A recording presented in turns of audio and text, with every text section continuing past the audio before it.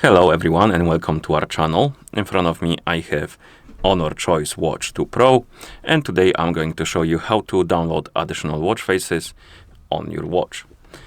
Basically, if you're bored of the default watch faces on your watch, you can download something else, and hopefully that will make your watch more personalized, more appealing to you, and more fun to use.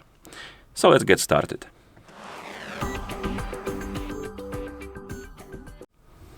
So before we start, if you want to download additional watch faces on your watch needs to be paired with a phone via the HONOR Health application.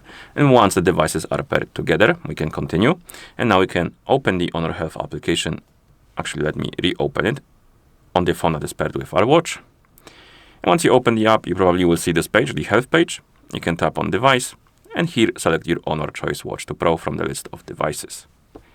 Now scroll down and find this watch face market. Tap on more to open the market, and here you have the list of watch faces you can download and install on your watch. There's quite few of them, I would say. So look for something you like, and once you find the one you enjoy, you can tap on it.